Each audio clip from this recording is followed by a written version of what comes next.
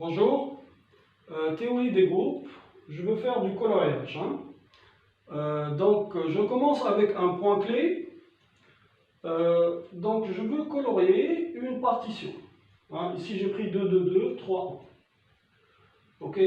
Mais de manière constante sur les parties. J'appelle ça coloriage adapté.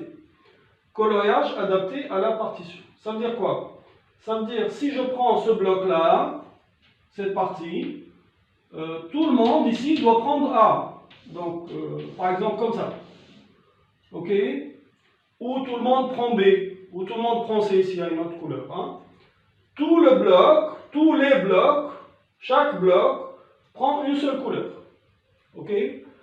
Donc on colorie tous les blocs avec une seule couleur. Sans contrainte, c'est simple. Sans contrainte, c'est simple. Parce que là, j'ai deux couleurs et 5 parties. Donc 2 puissance 5 possibilités. Mais j'impose aussi une contrainte.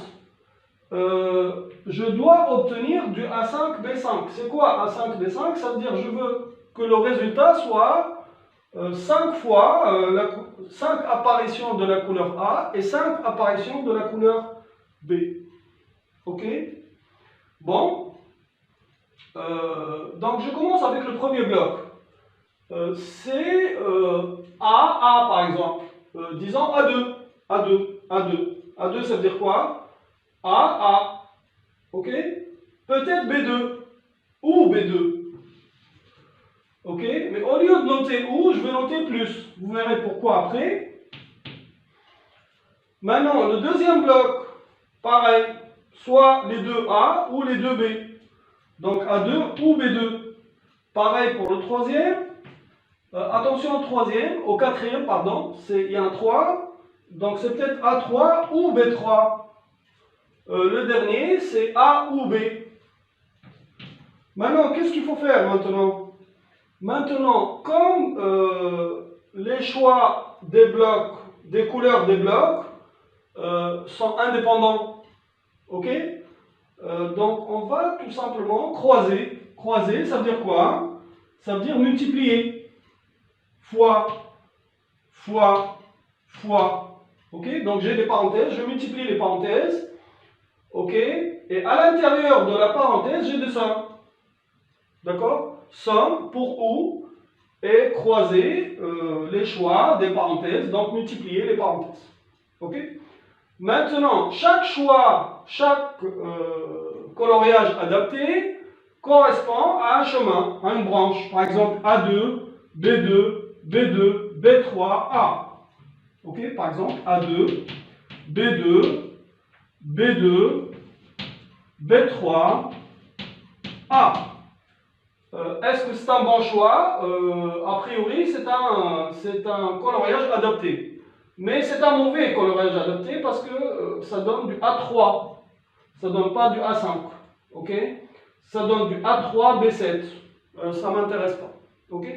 Donc, je fais tous les choix possibles et logiquement, à la fin, je dois garder que les A5, B5. Ok? Bon, faisons le calcul. Combien y a-t-il de choix A5, B5? C'est pas compliqué. A5, pour obtenir A5, par exemple, on peut prendre A3 ici et un des A2. Ok? Ici ou là ou là. Donc j'ai déjà mes A5. Donc A3 et choisir une parenthèse dans laquelle il y a A2. Il y a 3 choix. Ok?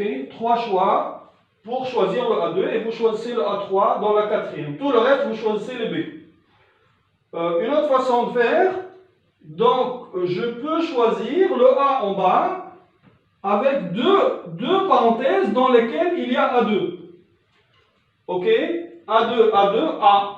Et tout le reste, c'est des B. Donc là, C2 parmi 3, C2 parmi 3, c'est aussi égal, ça donne aussi 3 choix. Donc 3 choix ici et 3 choix là, ça me fait 6 choix. Donc 6 possibilités. Pourquoi 6? Ok? Bon, ça apparaît de manière calculatoire. On aimerait le comprendre scientifiquement. Ok? Donc voilà. Revenons à cette façon de symboliser les choses. Qu'est-ce qu'on a fait ici? On a sommé les carrés des couleurs, A2 plus B2. Je peux appeler ça sigma 2. Que j'ai multiplié par sigma 2, par sigma 2. Donc sigma 2 multiplié par lui-même 3 fois. Donc disons sigma 2 au cube. Que j'ai multiplié après par ce que j'appelle sigma 3, la somme des cubes. Ok, sigma 3. Donc A et B sont considérés comme des variables x, y, z. C'est un polynôme en x, y, z. Polynôme en A et B. Ok, polynôme symétrique en A et B. Donc multiplié par le dernier qui est sigma 1. Ça c'est un grand polynôme symétrique. Ok. Donc en fait, ce polynôme-là, on va prendre quoi? Les A5. Regardez, le A5, B5 est apparu combien de fois? Ok. Si vous vérifiez avec Maple, vous trouverez 6 A5, B5. Ça veut dire quoi 6 A5, B5? Ça veut dire si vous développez ce grand polynôme, vous obtenez A5, B5 6 fois le 6 qu'on a vu, plus autre chose, autre monome, pas intéressant pour moi, hein? Intéressant pour d'autres dénombrements, mais pas pour le calcul que j'ai fait. Donc, qu'est-ce que je viens de calculer? Je viens de calculer le nombre de coloriages adaptés à la partition 2, 2, 2, 3, 1 qui me fait apparaître le degré 5, 5 ou qui me fait apparaître le A5, B5. Ok? Bon, plus tard on notera ça, N, en bas on note le 5, 5 et en haut on note la partition. Hein. On pourra noter 2 puissance 3 fois 3 fois 1 si on veut, mais on va noter 2, 2, 2, 3. Ok? On pourra noter 2 puissance 3, point 3, point 1 si on veut. On changera la notation à la fin s'il le faut. Donc, le nombre de coloriages adaptés à cette partition qui me donne le degré 5, 5. Okay? C'est le coefficient de ce grand polynôme symétrique produit de sigma k. C'est quoi sigma k? Sigma k est égal à la somme des puissances kn des couleurs. Ok, vous les multipliez avec l'ordre de la partition et vous choisissez le degré 5, 5, les monômes de degré 5, 5. Combien y a-t-il de monômes de degré 5, 5? C'est le coefficient. On continue avec le coloriage. Donc, c'est le deuxième point clé ici. Par exemple, je veux compter des couronnes. Par exemple, ici, à 6 joyaux. Les joyaux seront, par exemple, position circulaire, modulo rotation, modulo rotation. Ça veut dire quoi? Ça veut dire, si je tourne cette situation, elle ne doit pas être considérée comme une nouvelle situation. Donc, c'est modulo un certain groupe. On verra ça après. Donc, ils peuvent être tous, par exemple, couleur noire, tous couleur blanche, par exemple, certains blancs et certains noirs, par exemple, avec deux couleurs. Hein. On verra la situation où il y a 6 positions et la situation où il y a 5. Hein. Bon, il y a un groupe qui doit agir sur un ensemble X. Ici, X, c'est quoi? C'est le coloriage, les applications de A dans C comme précédemment. L'ensemble X c'est C puissance A et on permute les objets. Donc ici, de A dans A, on va prendre une bijection, une permutation, sigma de A dans A, c'est une bijection. C'est un élément de SA. Le groupe, c'est pas forcément tous les permutations de A, un certain sous-groupe G de SA. Ici, ça sera groupe de rotation. Okay? Mais vu comme permutation des objets. Hein? D'accord? Donc, on compose sigma moins 1 avec F. F rend sigma moins 1. C'est aussi une application de A dans C. Donc, coloriage, je compose, j'obtiens un coloriage. Pourquoi c'est une action de groupe? Une action de groupe, c'est une application de G dans X dans X. De G croix X dans X. Qui vérifie deux propriétés. E.f, le neutre.f, l'identité.f, f prend l'identité égale à f, donc c'est bon. Si je prends deux éléments du groupe, sigma 1, sigma 2, et un élément, un coloriage, je compose, je dois pouvoir déplacer la parenthèse sigma 1, sigma 2. Ça marche, pourquoi ça marche? Parce que le sigma ici, il est en deuxième position. Donc si on prend f rang sigma au lieu de f rang sigma moins 1, il y a une inversion, ça donnera sigma 2, sigma 1. En inverse, si on fait le sigma moins 1, ça sort le sigma 1, sigma 2 dans le nom. Vérifiez la formule, hein, c'est facile à vérifier. Donc sigma 1, sigma 2 f est égal sigma 1, sigma 2 rang point f. Vérifiez, ça marche. Si j'ai une action de groupe, on a la formule classique de Burnside qui dit que le nombre d'orbites de l'action, x sur g, c'est les orbites. Donc les éléments, les coloriages partitionnés par le groupe de permutation, G, est égal à 1 sur cardinal du groupe fois somme des fixes. Fixe de sigma, sigma appartenant à G. Donc, dans notre cadre, on aimerait savoir que vaut le fixe d'un certain sigma. Donc, F appartient à fixe de sigma. Qu'est-ce que ça veut dire ça? Ça veut dire F sigma moins 1 égale à F. Mais ça aussi, c'est pareil que F égale F sigma. Si on fait F sigma 2, c'est F sigma, sigma. F sigma, c'est F. Donc, F sigma, c'est aussi égal à F de nouveau. Ok?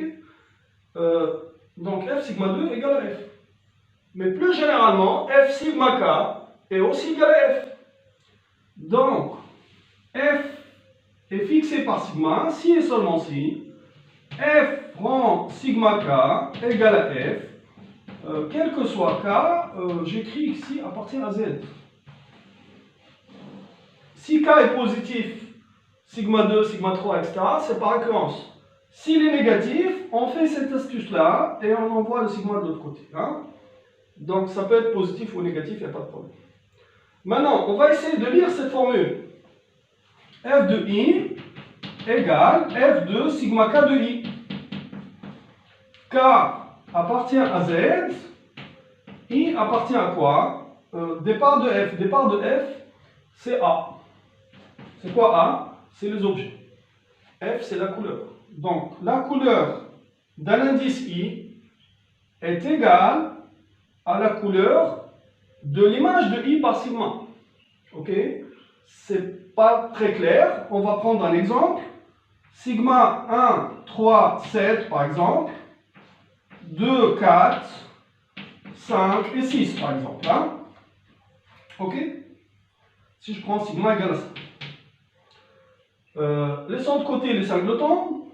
2, prenons I égale à 2 par exemple. I égale à 2. Son image par sigma égale à 4.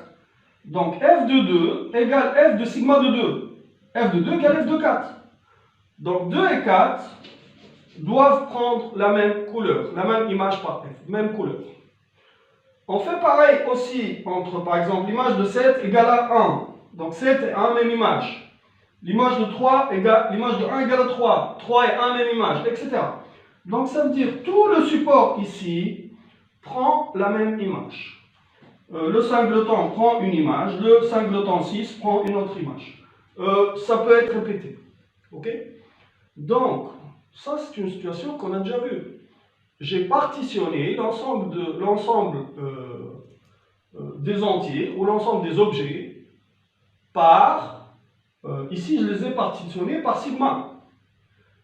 Et je prends des fonctions, des coloriages qui sont constants sur les parties. Sur les quoi? Ici on appelle ça les sigma orbites. C'est quoi les sigma orbites? C'est les supports des sites. Ça veut dire 1, 3, 7, une seule couleur. 2, 4, une seule couleur. 5, une seule couleur. 6, une seule couleur. Ah, donc, si et seulement si quoi? F, constante, sur quoi? Sur les sigma orbites. Donc, ça, c'est un point très important que j'appelle la clé, le point clé numéro 2. Le point clé numéro 2, le fixe, c'est quoi? Le fixe de sigma, c'est le coloriage constant sur les sigma orbites. Sigma orbite, c'est quoi? C'est les supports des cycles disjoints de la permutation sigma. Ah, donc là, ça va me permettre de donner une nouvelle formule. Ok? Quel est le nombre de coloriages constants sur les sigma orbites? J'ai un certain nombre d'orbites et un certain nombre de couleurs. Une orbite prend une couleur. Ok? Toute l'orbite prend une couleur. Donc, c'est des applications des orbites vers les couleurs. Donc, c'est très simple pour compter nombre de couleurs, puissance, nombre d'orbites. C'est très simple. Nombre de couleurs, puissance, nombre d'orbites. Donc, je vais changer cette formule-là. Fixe de sigma égale quoi? Égale m puissance nombre de quoi? De sigma orbite, qui est le même nombre de cycles de sigma, tout simplement. Le nombre de cycles de sigma. Ok, sigma, c'est une permutation sur les objets. Ok, on la décompose en cycles disjoints. Combien y a-t-il de cycles disjoints? Y compris, attention, y compris les singletons. Y compris les singletons. Ici, donc, j'ai combien d'orbites? 1, 2, 3, 4. C'est pas 1, 2 seulement. Donc, ici, c'est 4 orbites. Donc, les permutations, on va les séparer et compter pour chaque permutation combien elle a d'orbites. Et on fait le compte. Ok? On met le m ici. M, c'est quoi? C'est le nombre de couleurs. M, c'est le nombre de couleurs. Donc la formule devient 1 sur cardinal de G, somme sigma appartenant à G. G, c'est un groupe, sous-groupe de SA, c'est un groupe de permutation des objets. Nombre de couleurs, puissance nombre de cycles de sigma. Nouvelle formule qui va nous permettre de faire du coloriage basique. Attention, ce n'est pas un coloriage détaillé par couleur. Ok, c'est le nombre total. On va compter le nombre total de coloriages, tout simplement. Le coloriage détaillé se fera à la fin, hein, en combinant le point clé numéro 1 point clé numéro 2. Le point clé numéro 2 nous permet de faire du coloriage basique. Essayons de le faire ici sur l'exemple de la courbe. Ce n'est pas compliqué. Essayons d'appliquer ça. Ok?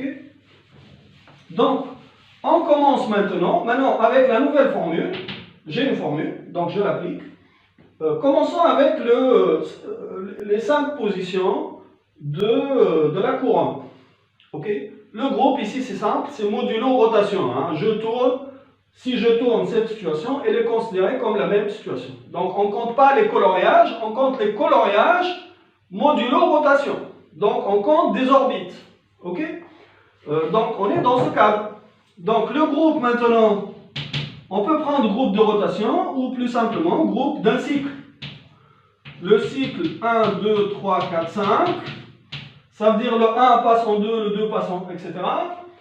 C'est un élément d'ordre 5, a priori, dans le groupe cyclique de C, okay, qui est un sous-groupe de S5, tout simplement. Ok? Attention, on ne va pas diviser par 1 sur cardinal 5 factoriel. On va juste diviser par le cardinal de G qui est égal à 5, 1 sur 5. Donc 1 cinquième de quoi? 1 sur cardinal de G, 1 sur 5, groupe d'ordre 5. Maintenant, les puissances de C, ça peut être l'identité C puissance 0. Commençons avec celui-là. Donc prenons deux couleurs comme dans le dessin. 2 puissance combien? L'identité, attention, l'identité, elle fixe 1, 2, 3, 4, 5. Elle a 5 orbites, c'est très simple. Donc 2 puissance 5 pour l'identité. Ça, c'est le C puissance 0, l'identité. Maintenant, les autres, j'ai pris un en premier ici, exprès, pour que les puissances autres que l'identité me donnent un 5 cycles, tout simplement. Donc, autre que l'identité, il y en a 5, j'enlève l'identité, il me reste 4. Ok? Tout le reste, les puissances de C sont des 5 cycles. Ok? Les puissances de C sont des 5 cycles. Sauf les puissances cinquième, puissance multiple de 5, ça va donner l'identité. Hein. Donc ça, on l'a déjà compté. Donc 4 autres que l'identité. Donc le 2 de nouveau, nombre de couleurs, puissance, le nombre de cycles de quoi? Le nombre de cycles d'un 5 cycles. Il y a un seul 5 cycles. Donc puissance. Ça y est, j'ai fini. Ok? Ce cas-là, donc ça c'est les CK, et K non multiple de 4. Ok? Non multiple de 5. Donc si 5 ne divise pas K. Si K n'est pas multiple de 5, il y aura un 5 cycles, donc une seule orbite. Combien y a-t-il de CK? Il y en a 4, autres que l'identité. Le calcul maintenant, 32 plus 8, 40 divisé par 5, ça fait 8. Ok? Donc 8 situations, ok, à rotation près. Faites le compte ici, c'est simple par exemple. Si vous prenez une seule couleur ici, blanc, mettons, mettons noir par exemple, hein, tous noirs, ou un seul blanc et 4 noirs, ou 2 blancs et 3 noirs, mais les 2 blancs peuvent être espacés comme ici, hein. D'accord? Donc ici vous voyez qu'il y a 4 situations, mais vous pouvez inverser le blanc et le noir. Donc vous voyez 4 plus 4 ça fait 8, c'est les 8 recherchés. Ok? Maintenant, on va passer à 6 positions. Ok? Donc je change un peu les choses. Je mets 1 jusqu'à 6 maintenant, appartenant à S6. Même situation. Ok? Donc là j'ai 8. Essayons de compter cette situation. Combien y a-t-il de couronnes circulaires où on place des joyaux de 2 couleurs choisies, hein? Ça peut être tous noirs, tous blancs, mélangés noir et blanc, hein, par exemple. Hein? Combien y en a-t-il? Modulo, toujours modulo rotation. Attention, si vous prenez un bracelet, vous pouvez le jeter. Donc, modulo rotation et réflexion. Le groupe, il est plus compliqué, c'est le groupe diédral. Hein? Donc, je ferai ça plus tard. Donc là, je travaille seulement avec des rotations. Hein? C'est simple. Donc, le 5 ici devient un 6. Et on répète le calcul. Ça sera un tout petit peu plus compliqué. On commence avec l'identité. 2 puissance l'identité fixe 1, 2, etc. jusqu'à 6. Il y a 6 orbites. Hein. L'identité, C puissance 0, c'est 2 puissance 6. Ok? Maintenant, le cycle et le cycle inverse, C et C-1, sont des 6 cycles. Une seule orbite. Combien j'en ai? J'en ai 2. Donc 2 situations, fois M, le nombre de couleurs, là j'ai choisi 2, puissance, le nombre d'orbites, de quoi? D'un 6 cycles. Combien y a-t-il de cycles dans un 6 cycles? Il y en a un seul. Ok? Maintenant, C carré est peut-être C carré inverse. Carré et carré inverse, c'est la même situation. Ok? Bon, on va faire du calcul maintenant. 1, C carré, 1 passe en 3 et 3 passe en 5. Et 5 revient à 1. Donc 1, 3, 5. 2 saute 4, saute 6. Et 6 revient à 2. 2, 4, 6. Donc 1, 3, 5 connectés et 2, 4, 6 connectés. Combien d'orbites? 2 orbites. Hein? C'est très simple. C carré et C carré inverse, 2 orbites. Donc là aussi, 2 situations. Nombre de couleurs, puissance, nombre d'orbites. Nombre d'orbites égale à 2. Ok? Je n'ai pas encore fini. Ok? Il y a aussi le C au cube. Le C au cube, c'est pas trop méchant. On refait le calcul. C au cube. Le 1 passe directement à 4. Et le 4 décalé, décalé et redécalé. Le 4 tourne à 1. Donc 1, 4. Et 4 donne 1. Le 2 décalé 3 fois passe en 5. Et le 5 décalé 3 fois, donc 2, 5. Ok? Dans une même orbite. Le 3 décalé 3 fois, il passe en 6. Et le 6 décalé 3 fois revient à 3. Donc le C3, ici, on voit que le C3 contient combien d'orbites? 3 orbites. Le C3, il y a un seul C3, donc plus un seul C3. Nombre de couleurs, toujours 2. Combien d'orbites? 1, 2, 3. 3 orbites. Et là, j'ai fini. Ok? Donc, la situation, s'il y a difficulté, hein, vous arrêtez la vidéo et vous recalculez tout seul ces choses-là, c'est pas difficile. Ok? Donc, la situation avec 6 positions, 1/6 de ce calcul-là. Faites le calcul, vous obtenez 14. Hein? Pourquoi 14? On peut les voir, par exemple, tous blancs, B6. Un seul blanc et 5 noirs, une situation. Donc là, j'ai une situation. Vérifiez que si vous prenez 2 blancs, ça dépend comment les blancs sont espacés sur le cercle, vous obtenez 3 situations. Ok? Vous inversez les blancs et les noirs, c'est 5 situations, vous multipliez par 2, ça devient 10.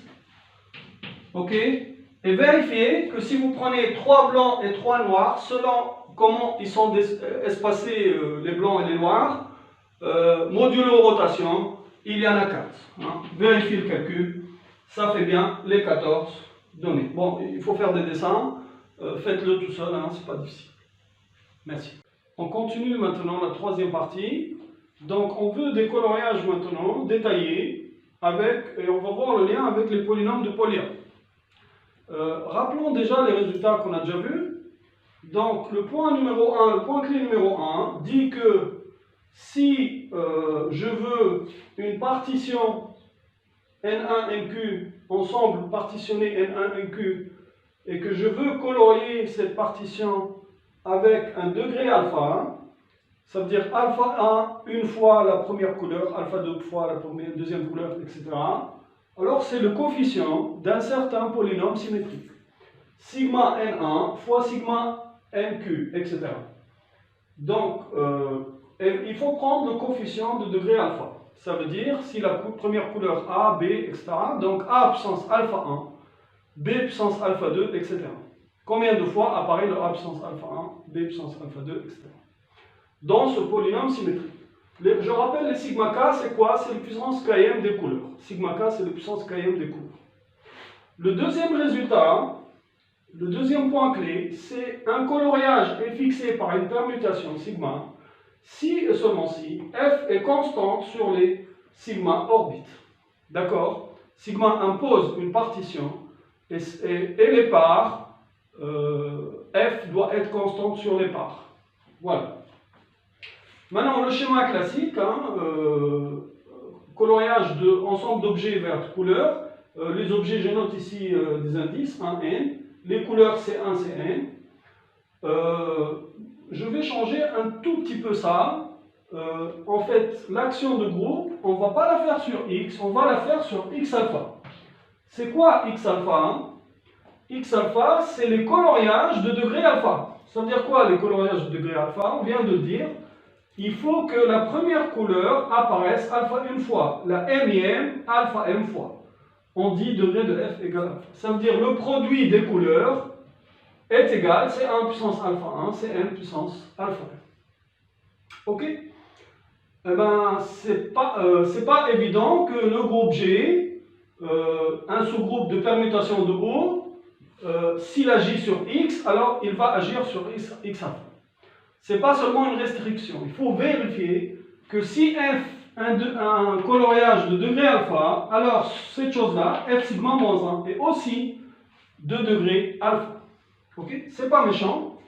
On va faire le produit des f, le produit des images. F de sigma moins 1 de I un objet. Comme sigma est une permutation de O dans O, sigma moins 1 de I, j'appelle ça I'. Donc est égal produit des f de I'. Et donc si I décrit O, I' égale sigma moins 1 de I va décrire O, puisque sigma est une bijection, hein, de O dans O. Donc I' appartient à O. Donc si on a imposé si on a imposé degré alpha, ça veut dire le produit de f de i' est égal à cette chose-là. Mais c'est aussi égal produit de f de sigma moins 1 de i. Donc, le degré de f rang sigma moins 1 va être égal au degré de f. Ok? Donc, si on a permuté les objets, ça n'influe pas aux couleurs. Ok? Au nombre d'apparitions de couleurs. C'est simple. Hein? D'accord? Donc, maintenant, si le groupe G, le même groupe G, agit sur les coloriages de degré alpha, on peut appliquer la formule de Burnside qu'on a déjà vu. Donc, les coloriages de degré alpha modulo G, formule de Burnside, 1 sur cardinal de G, fixe de sigma. Bon, j'ai noté fixe alpha pour dire que les coloriages sont de degré alpha. Donc, maintenant, on n'a plus besoin de ça. Donc, maintenant, le fixe alpha de sigma, ça, c'est le point numéro 2. Donc, il faut que f soit constante sur les sigma orbites et en plus de degré alpha. Ok? Bon, combien y en a-t-il? Donc, c'est un certain n. C'est un certain n. Donc, je vais écrire, je vais enlever fixe et noter n. C'est quoi n? N, en bas, j'impose le degré. Et en haut, j'impose quoi? J'impose la partition imposée par sigma 1. C'est simple. La partition imposée par sigma, donc sur les objets. Ok, je note pour l'instant comme ça, 1 lambda 1 sigma jusqu'à n lambda n sigma. Et j'explique ce que c'est.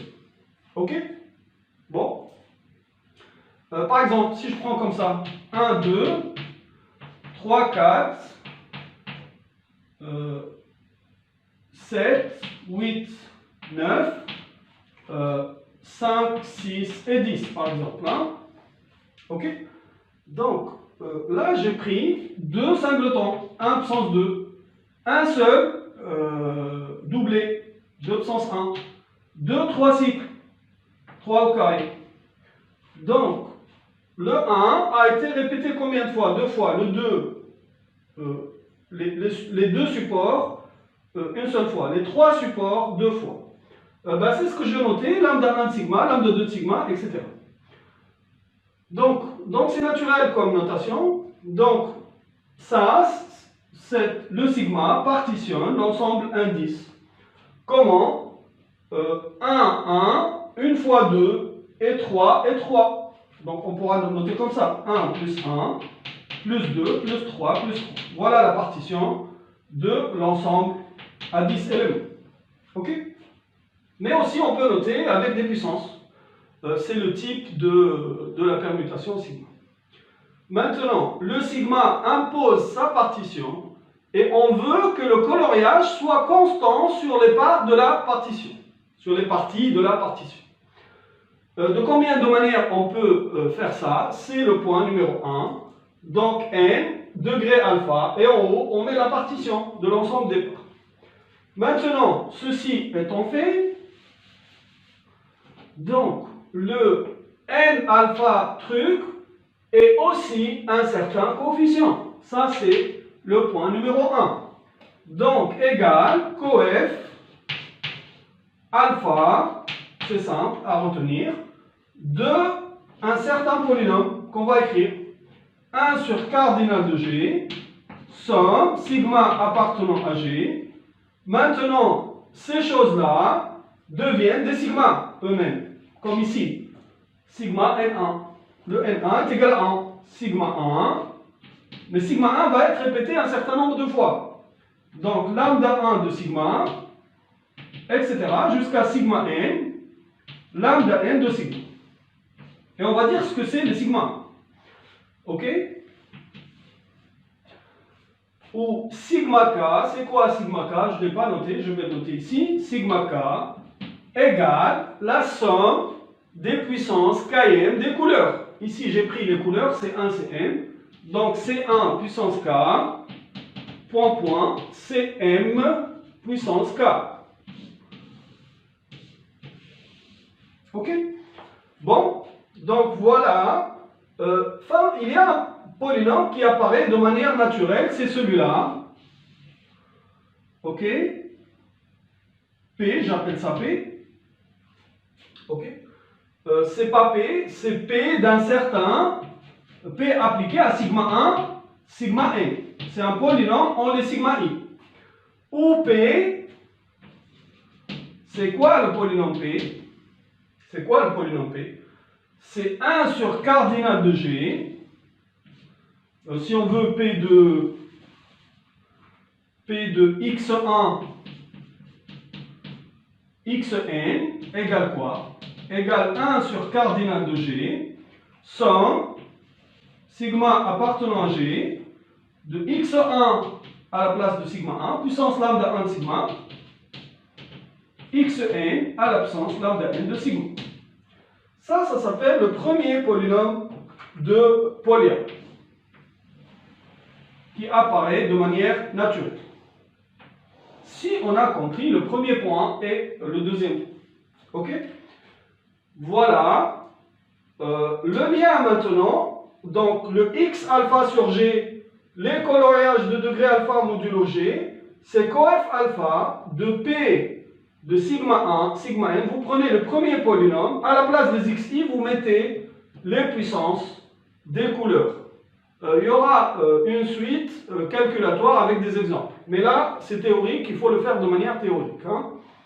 Donc, juste on finit. On retrouve un résultat qu'on a déjà vu. X sur G maintenant. C'est la somme de cela, la somme des X alpha sur G. On prend tous les coefficients de degré quelconque. Hein. D'accord. Donc, j'appelle Q de C1, Cm égale quoi? Égale P. Il y a deux polynômes en réalité. Il y a un petit polynôme et un grand polynôme. Est égal P de sigma 1, sigma n. Attention, là c'est n et là c'est n. Ok? M c'est les couleurs et n c'est quoi? C'est le nombre d'objets. N c'est le nombre d'objets et M c'est le nombre de couleurs. Donc voilà les liens entre les deux polynômes. Ça c'est le petit polynôme et ça c'est le grand polynôme Q. Ok? Maintenant, x sur g, si on veut x sur g, il faut sommer les x alpha sur g par rapport à alpha. Donc, c'est la somme de tous les coefficients, tous les coefs de Q. Tous les coefs de Q, c'est très simple. Vous mettez D1, donc égal Q de 1, 1, 1. Les variables, les couleurs comme des variables, vous mettez là-dedans des 1. Si vous avez mis les couleurs à 1, comme il y a m couleurs, le sigma 1, c'est la somme des couleurs. Donc sigma 1 devient égal à n. La somme des couleurs au carré, les ci valent 1, sigma 2 aussi égal à n. Donc c'est aussi égal P2 MMN. Mais là, il y en a M et là, il y en a N. Ok, attention, le nombre de variables de P et Q, c'est pas le même. Okay. Mais sinon, le coloriage, juste avec le point numéro 2 et sans faire de polynôme, on peut faire du coloriage, on l'a déjà fait. Mais si on veut faire du coloriage détaillé, on est obligé de passer au polynôme de Polya. Ok? En moins, l'application des polynômes. On n'est pas forcément obligé de retenir toute la démonstration. Mais au moins, comment appliquer ces polynômes-là. Donc ça, c'est la partie théorique un peu délicate. Ok? Bon, finissons. P de MM, ça on l'a déjà vu. Ça veut dire quoi P de MM? Où il est P? P il est là. Si je mets x1 égale à m, tous les x égale à m, donc ça devient très simple. Égale quoi? C'est un résultat qu'on a déjà vu. Sigma appartenant à G. Donc les xi, tous les xi égaux à m. Donc m puissance quoi? La somme des lambda i. La somme des lambda i, c'est quoi la somme des lambda i? C'est lambda 1, c'est les orbites de taille 1. Lambda 2, les orbites de taille 2. La somme des lambda i, c'est tout simplement le nombre d'orbites. Donc je note comme ça. Lambda sigma. Ok? Donc retenez, facile, c'est déjà fait. On a déjà fait ça. M, c'est les couleurs. Lambda sigma, c'est quoi? C'est le nombre d'orbites, de sigma orbite. C'est le nombre de cycles disjoints de sigma. On l'a déjà vu dans un tableau précédent. Ok, merci.